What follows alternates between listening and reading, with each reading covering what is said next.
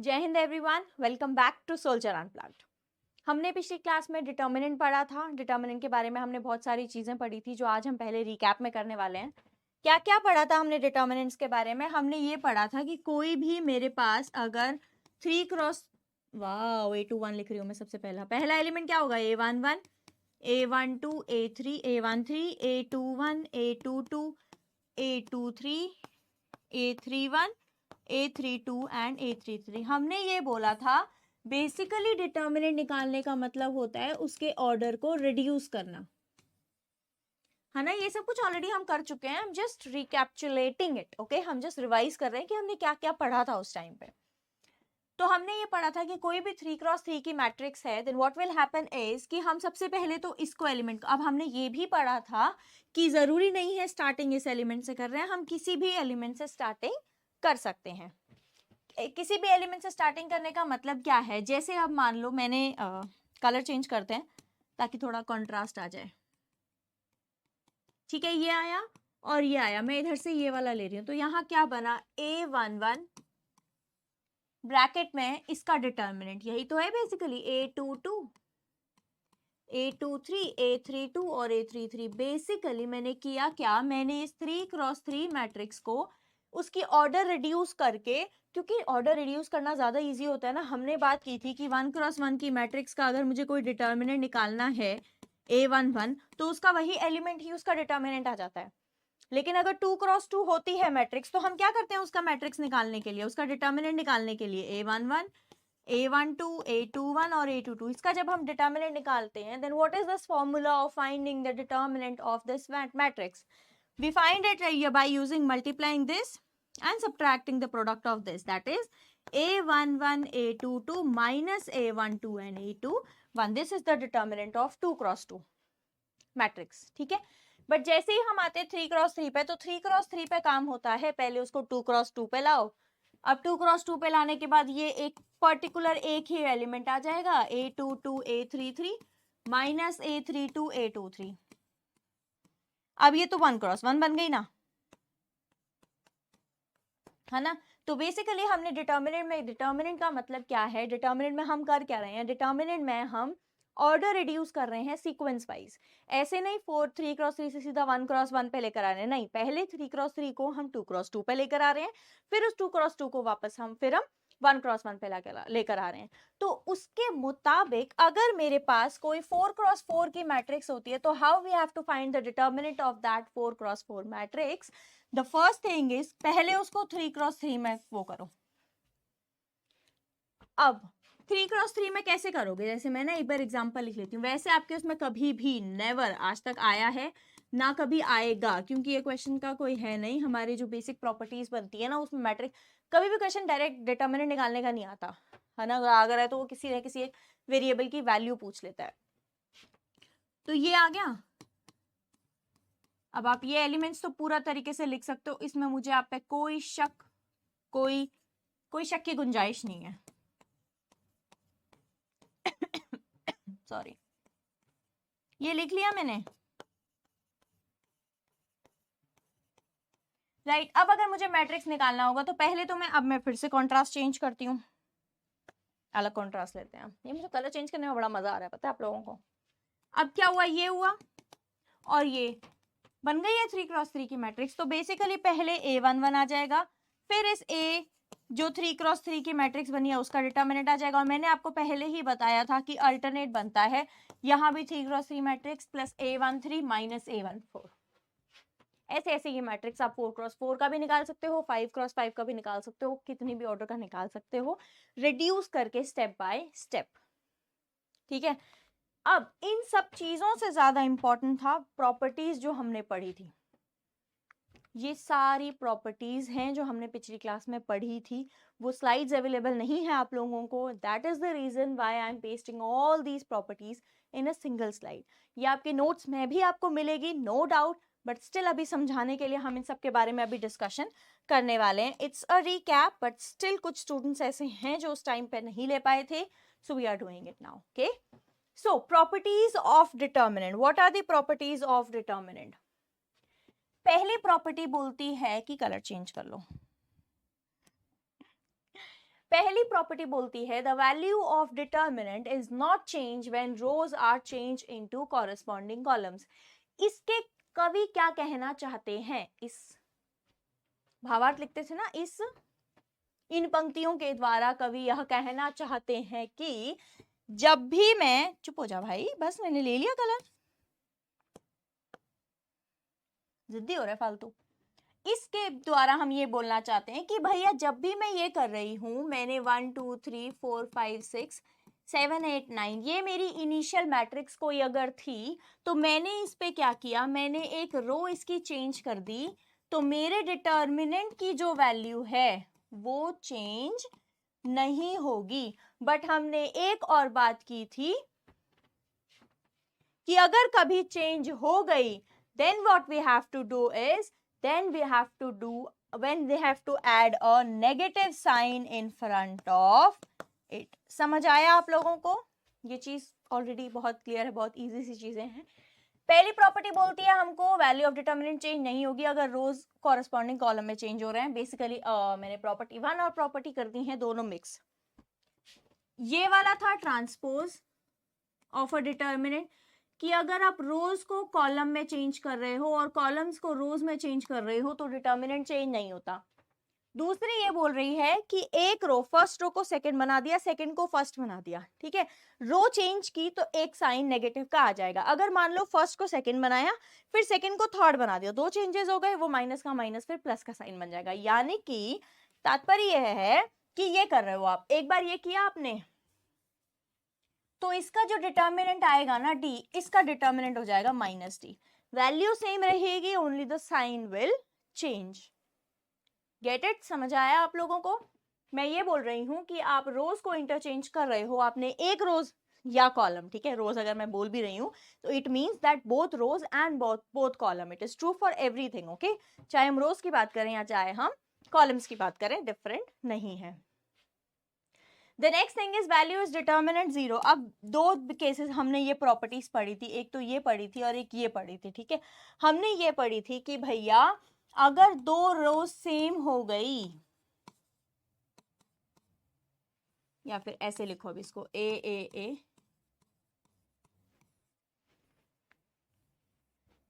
B C D E F, अगर कोई भी दो रोज या फिर दो कॉलम सेम आ गए, then determinant of the matrix is equal to 0, ठीक है। अगर पूरी एक रो या पूरा एक कॉलम 0 आ गया, then also determinant is 0। Next हम बोलते हैं कि हम किसी भी मैट्रिक्स में से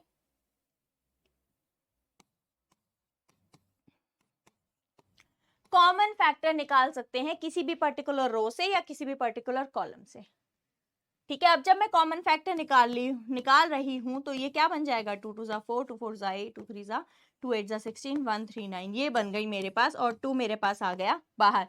अभी भी मैं यहाँ से 2 निकाल सकती हूँ। कैसे निकाल सकती हूँ? यहाँ क्या बन गया, 4 निकाल लिया मैंने, 1 2 4, ये मेरे पास आ गया। यानी कि किसी भी मैट्रिक्स में अगर पूरी रो, ये बात ध्यान रखना, ये नहीं कि एक में से कॉमन आ रहा है, दो में से, तीसरी में से कॉमन नहीं आ रहा, नहीं, पूरी एक रो है, उसके हर एलिमेंट से वो फैक्टर कॉमन निकलना चाहिए, तभी हम लिख सकते हैं क्या, तभी हम लिख सकते हैं उस फैक्टर को बाहर, अन्यथा हम नहीं लिख सकते हैं।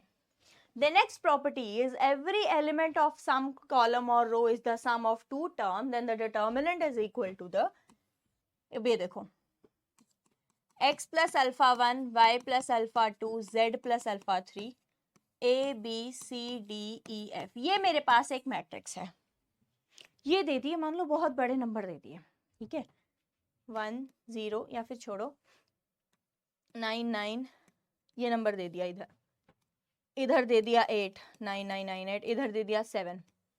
मल्टीप्लाई करोगे क्या मैट्रिक्स निकालने के लिए उसको?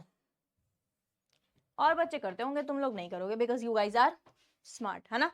तो आप लोग क्या करेंगे, आप लोग इसको ब्रेक कर देंगे। जैसे मैंने आपको बोला 9 9 9 9 है, आप क्या कर देंगे, इसको माइनस की फॉर्म में लिख देंगे।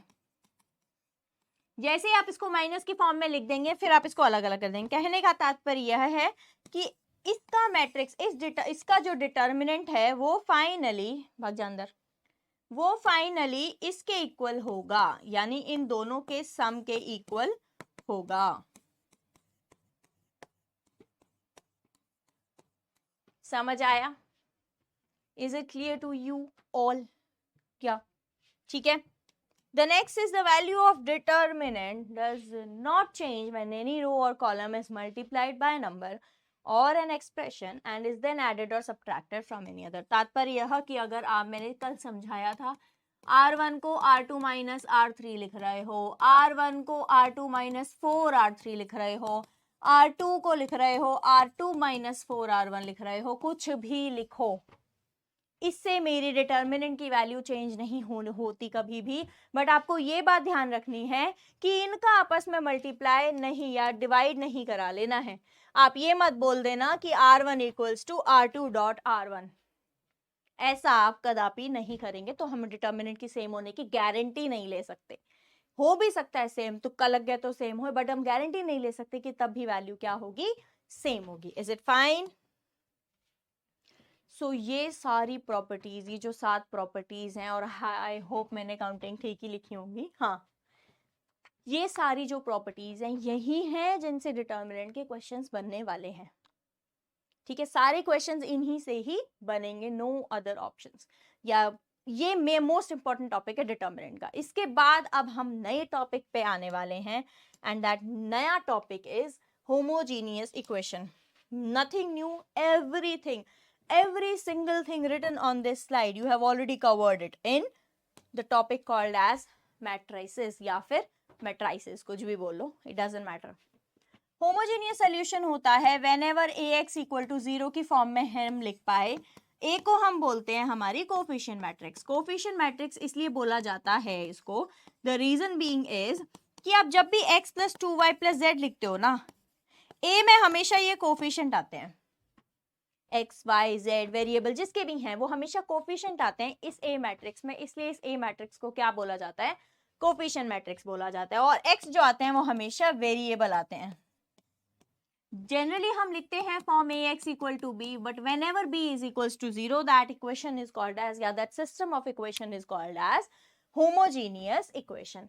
अब बात ये आती है, ये दो केसेस हैं कि कंसिस्टेंट और इनकंसिस्टेंट कब बोलेंगे।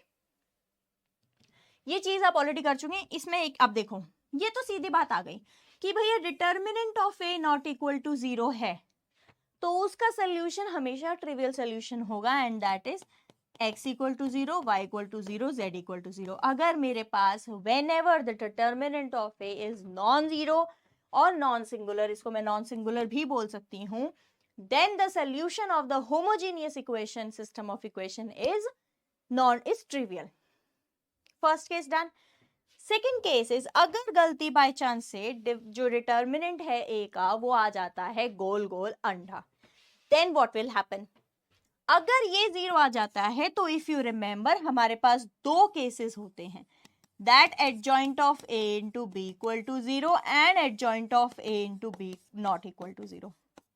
ये दो केसेस होते हैं हमारे पास। अब क्या बात क्या है, देखो ट्रिवियल सोल्यूशन बन गया, बट इसके बाद दो केसेस और बचे ना, कि एक तो इनफाइनाइट सोल्यूशन है और दूसरा केस क्या बचा हमारे पास, नो सोल्यूशन है। उसके लिए हमारे पास ये दो केसेस आते हैं कि जब ये होगा तो हमारे पास इनफाइनाइट सोल्यूशन होंगे और दूसरा होगा तो हमारे पास कौन से सोल्यूशन होंगे, नो सोल्यूशन होंगे। ठीक है, ये सब कुछ हम ऑलरेडी कवर कर चुके हैं, इसमें ऐसा कुछ भी नया जो आपके नया इसमें कुछ भी ऐसा नहीं है जो आपके लिए नया हो।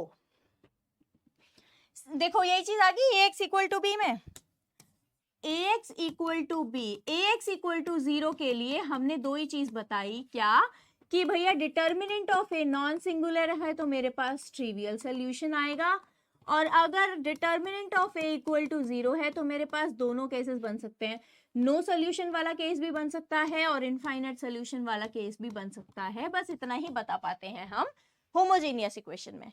जैसे ही नॉन होमोजीनियस इक्वेशन आ जाती है तो हमारे पास अलग अलग 3 केसेस बन जाते हैं। क्या सेम चीज आ गई, जैसे ही अगर determinant of A non zero आया तो मेरे पास यूनिक सॉल्यूशन आएगा। अब वो यूनिक सॉल्यूशन जो है वो ट्रिवियल सॉल्यूशन नहीं होगा, जो वो यूनिक सॉल्यूशन है वो हर बार ट्रिवियल सॉल्यूशन इसलिए नहीं होगा। अब देखो क्या है, ax इक्वल टू बी है, ये तो 0 है नहीं तो इसी को तो 0 होना होगा, लेकिन जब ax इक्वल टू बी है, यहाँ हम ax इक्वल टू 0 की बात करें, जब ax इक्वल टू बी है तो ये 0 नहीं है तो ये भी 0 नहीं होगा, बिकॉज ये 0 नहीं दिया हुआ, बी 0 नहीं दिया हुआ है, क्योंकि बी 0 हो जाता है तो हम बात ही होमोजीनियस की करते हैं। बी 0 नहीं दिया हुआ है तो जरूरी नहीं है कि ये जो x के यूनिक सॉल्यूशन आ रहे हैं वो ट्रिवियल सॉल्यूशन ही होंगे। ये बात समझ आई आप लोगों को कि वहां हम बोल रहे हैं यूनिक सॉल्यूशन जब होगा तो वो ट्रिवियल सॉल्यूशन होगा। ट्रिवियल सॉल्यूशन मैं ऑलरेडी बता चुकी हूँ, x इक्वल्स टू 0। बट अगर यहाँ यूनिक सॉल्यूशन होगा, it is not necessary a trivial और 0 सॉल्यूशन। वो सॉल्यूशन कुछ भी हो सकता है, कोई भी न्यूमेरिकल वैल्यू हो सकती है, x इक्वल टू 1 2 3, ये भी हो सकता है वो solution. It depends, completely depends on b। Next thing, जैसे ही डिटर्मिनेंट 0 आ गया, गड़बड़ आ गई। डिटर्मिनेंट 0 आने के बाद जो अभी मैंने आपको पहले बताया, adjoint of a into B हम ढूंढा करते हैं in case of non homogeneous matrices, non homogeneous system of equations. Adjoint of a into B equal to 0 आ जाएगा इसके साथ साथ, तो फिर हमारे पास बन जाएंगे भैया इनफाइनाइट सॉल्यूशन। और अगर यही adjoint of a into B 0 नहीं आया तो ये बन जाएंगे हमारे पास नो सॉल्यूशन। आई होप ये केस बहुत अच्छे समझ आया होगा आपको, होमोजीनियस का और नॉन होमोजीनियस का। And most of it I think कि उससे भी ज्यादा इंपॉर्टेंट आई थिंक कि आप अपने नोट्स खुद बना रहे हैं, है ना, अपनी जो कुंजी है वो खुद इकट्ठा कर रहे हैं आप लोग। ओके, अब बात आती है क्रैमर्स रूल। अभी तक रट्टा मारा, क्या रट्टा मारा हमने? रट्टा मारा कि भैया होमोजीनियस है या नॉन होमोजीनियस। पहली बात तो हम अब नॉन होमोजीनियस की बात करने वाले हैं, होमोजीनियस वाली बात नहीं करने वाले हैं, ठीक है। जब भी नॉन होमोजीनियस होता है तो हमने क्या बातें की? हमने ये बोला कि भैया डिटर्मिनेंट ऑफ ए 0 भी हो सकता है और नॉन जीरो भी हो सकता है। नॉन जीरो हुआ तो मेरे पास यूनिक सॉल्यूशन बन गया, लेकिन वो यूनिक सॉल्यूशन जरूरी नहीं है कि वो ट्रिवियल बनेगा या फिर नहीं बनेगा। उसके बाद जैसे ही डिटर्मिनेंट ऑफ ए 0 आ गया तब हम adjoint of A into B के पास गए और हमारे पास दो केसेस मिल गए, इक्वल टू 0 और नॉट इक्वल टू 0। एक बार के लिए मेरे पास नो सोल्यूशन हो गया और एक बार के लिए मेरे पास इनफाइनाइट सोल्यूशन हो गया। ये तीन केसेस मैंने पढ़े अभी non homogeneous system of equations में से, ठीक है। ये था डिटर्मिनेंट वाला मेथड कि एक डिटर्मिनेंट ढूंढ लो, एक एडजॉइंट है इनटू बी ढूंढ लो। दूसरा मेथड बोला जाता है क्रैमर्स रूल। इसमें हम डिटर्मिनेंट का यूज करते हैं, सिर्फ डिटर्मिनेंट का ही यूज करते हैं, अलग अलग तरीके से। एक डिटर्मिनेंट निकालने की बजाय हम 2 या 3 या 4 डिटर्मिनेंट निकालते हैं और उनसे पता करते हैं कि मेरे पास जो सिस्टम ऑफ इक्वेशंस है उनके पास कितने नंबर ऑफ सॉल्यूशंस प्रेजेंट हैं। ओके, तो इस क्रैमर्स रूल के दो तरीके हैं कि एक बार 2 वेरिएबल है और एक बार 3 वेरिएबल है। जब भी 2 वेरिएबल की इक्वेशन होगी ऐसी होगी, नो डाउट, है ना। जब भी 2 वेरिएबल की इक्वेशन होगी तो वो इस टाइप की होगी, ax इक्वल टू बी की, a1x plus b1y equal to c1, a2x plus b2y equal to c2, ये इक्वेशन होगी।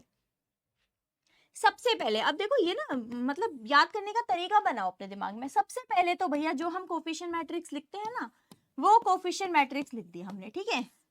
अब एक बार इधर सी को ले आओ और एक बार उनको इसके साथ सी को ले आओ, एक बार इसके साथ सी को ले आओ, पर एक बार इसके साथ सी को ले आओ। अच्छा, एक चीज याद करने का तरीका ढूंढ रही थी मैं, पता है, याद रिकॉल कर रही थी, ये बन गया। एक बार इसको हटाओ, एक बार इसको हटाओ, इसी की जगह पे रखना, ठीक है। जब पहले वाला हटा रहे हैं तो पहला वाला निकल रहा है, जब दूसरा वाला हटा रहे हैं तो दूसरा वाला निकल रहा है। अब ये समझ आ रहा है मैं दूसरा वाला निकल रहा है बोल क्या रही हूँ? जब मैं पहला लिख रही हूँ तो पहला हट रहा है, पहले की जगह C1 C2 आ रहे हैं। जब मैं दूसरा लिख रही हूँ तो दूसरा हट रहा है और दूसरे की जगह C1 C2 आ रहे हैं। याद करने का तरीका समझा आप लोग? क्रैमर्स रूल में हमें बेसिकली, अब तो या डिटर्मिनेंट पूरा टॉपिक ऐसा हो गया जहाँ याद करने की जरूरत पड़ेगी, ठीक है। समझने के साथ साथ याद करें, और ऐसे क्वेश्चन आएंगे नहीं, ऐसे इन द सेंस, ऐसे ये तो आ सकते हैं, ऐसे क्वेश्चन नहीं आएंगे कि सीधा डिटर्मिनेंट या थ्योरेटिकल ज्यादा नहीं आएंगे इससे ना, सॉरी, कंसेप्चुअल क्वेश्चंस जो हैं वो ज्यादा आएंगे, हम करेंगे उन क्वेश्चंस को भी। ये समझ आया? अब इनका काम क्या है, ये क्यों निकाले जा रहे हैं? ये निकाले जा रहे हैं इसलिए। अब मैं आपकी चीजें रिलेट करवाने की कोशिश करती हूँ और फिर मुझे बताना कि आप लोग कितना रिलेट कर पा रहे हो। ये थी मेरे पास इक्वेशन,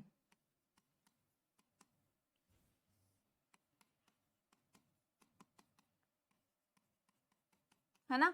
ये इक्वेशन थी मेरे पास। सबसे पहले मैंने निकाला डिटर्मिनेंट कोफिशिएंट मैट्रिक्स का, फिर मैंने निकाला 1 निकाला है तो यानी 1 की जगह चेंज होगा, 2 निकाला है तो यानी 2 की जगह चेंज होगा। आई होप रट्टा मारने की जरूरत नहीं पड़ेगी, ठीक है। जब मैं x निकाल रही हूं, x पहला वेरिएबल है ना, तो पहला वाला ही आएगा, y दूसरा वेरिएबल है तो दूसरा वाला आएगा। इससे आपको x और y के आपको नंबर ऑफ सॉल्यूशंस के साथ साथ सोल्यूशन मिल गए। क्या है, अभी तक जो हमने पिछला मेथड किया था उसमें आपको सॉल्यूशंस पता चल रहे थे कि ये सोल्यूशन कौन सा सोल्यूशन उसका बनेगा, हमें ये पता चल रहा था कि हाँ भाई सोल्यूशन कितने होंगे, नंबर ऑफ सॉल्यूशंस पता चल रहे थे हमको। क्या हमें ये बात पता चल रही थी कि ये चीज जो है वो उसकी सोल्यूशन बनेगी? ये चीज हमें वहां पता नहीं चल रही थी, जो चीज हमें क्रैमर्स रूल से पता चल रही है। And hence Cramer rule is more prominent than the previous one जो अभी हम पढ़ के आए थे, ठीक है। उसका कोई ऐसा स्पेसिफिक नाम नहीं है। अब बात आता है, देखो x क्या था, डेल्टा 1 अपॉन डेल्टा, y क्या था, डेल्टा 2 अपॉन डेल्टा, यही था ना। अब सोच लो डेल्टा नॉन जीरो है, डेल्टा जीरो नहीं है, कोई दिक्कत नहीं है, x और y की एक पर्टिकुलर वैल्यू आ जाएगी। जैसे ही x और y की पर्टिकुलर वैल्यू आ जाएगी तो x, y एक ही सोल्यूशन मिल गया ना, that is unique solution, no issues at all, no issues. But अगर ये डिटर्मिनेंट जीरो आ गया तब होगी ओ भाई पंगो। क्या पंगा हुआ, जब ये डिटर्मिनेंट जीरो आ गया ना तो ये नीचे जीरो बन गया डिनोमिनेटर में। डिनोमिनेटर में जीरो बनने का मतलब क्या होता है, ऊपर इनफाइनाइट बनना। ये तो इनफाइनाइट कुछ बन जा रहे हैं, तो तब बोला जाता है कि सिस्टम हैज नो सॉल्यूशन। समझ आया कि नीचे वाले जीरो हैं बट ऊपर वाला कोई भी एक नॉन जीरो बन गया तो मेरे सिस्टम के पास कोई भी सॉल्यूशन नहीं होंगे। इसी प्रकार 3 वेरिएबल वाली इक्वेशन दिख रही है हमको। 3 वेरिएबल वाली इक्वेशन में हमारे पास क्या है, नथिंग इज न्यू एक्चुअली। देखो ये चीज निकाली, अब हमने क्या किया, देखो डेल्टा निकाला है, a1 b1 c1 a2 b2 c2 और a3 b3 c3, ठीक है। जब डेल्टा निकाला है तो अब डेल्टा 1 निकालो। मैंने क्या बोला, d1 d2 d3 बचे हैं ना, अब सिर्फ एक ही चीज लास्ट वाली बची है। अब देखो यहाँ पे क्या हो रहा है, ये चीज देखो, यहाँ पे जब हम डेल्टा 1 निकाल रहे हैं जब हम डेल्टा 1 निकाल रहे हैं तो हम 1 की जगह d1 d2 लिख रहे हैं, डेल्टा 2 निकाल रहे हैं 2 की जगह, डेल्टा 3 निकाल रहे हैं 3 की जगह। Same procedure, nothing is different बेटा, नथिंग इज डिफरेंट। जैसे वहां x निकाला था delta 1 by delta, delta 2 by delta, delta 3। मेरी इंपॉर्टेंट बात आती है अब, जो मुझे आपको लोगों को सिखानी है। ये मैंने बोला x मेरा क्या है, डेल्टा 1 बाय डेल्टा, y क्या है, डेल्टा 2 बाय डेल्टा, और z क्या है, डेल्टा 3 बाय डेल्टा, है ना। अगर डेल्टा नॉन जीरो है, अगर डेल्टा नॉन जीरो है, नो प्रॉब्लम, मेरे पास आ गया यूनिक सॉल्यूशन, नो दिक्कत। लेकिन जैसे ही डेल्टा जीरो आ गया मेरे पास तो डिनोमिनेटर में गड़बड़ी हो गई। अब वो कैसे सॉल्यूशन होगी, इसके दो तरीके। अगर डेल्टा जीरो आ रहा है तो दो तरीके की, डेल्टा 1, डेल्टा 2, डेल्टा 3 कोई भी नॉन जीरो हो, या फिर तीनों ही जीरो हो जाए। अगर तीनों जीरो तो भैया इनफाइनाइट सॉल्यूशन, 0 बाय 0 फॉर्म बन जा रही है इधर, तो कुछ भी वैल्यू पुट कर देंगे वो कैंसिल हो जाएंगी। ऐसा जब हम क्वेश्चन करेंगे तब हम इन चीजों को समझेंगे कि क्या बोला जा रही है। और ऐसा हुआ कि कोई भी डेल्टा 1 डेल्टा 2 कोई भी डेल्टा नॉन जीरो आ गया तो मेरे पास सिस्टम इनकंसिस्टेंट हो जाएगा। अब बेटा इस लास्ट क्वेश्चन के साथ हमारी होती है थ्योरी कंप्लीट। अगले लेक्चर में हम करेंगे प्रैक्टिस क्वेश्चंस, आराम से अच्छे खासे 10 to 15 क्वेश्चंस हम प्रैक्टिस करेंगे, फिर आपको शीट्स मिलेंगी। अगर आपको कोई डाउट है तो उसको दोबारा पढ़िए, ठीक है। कुछ चीज़ समझ नहीं आ रही है तो मुझसे पूछिए, एंड अच्छे से हार्ड वर्क करिए, ओके।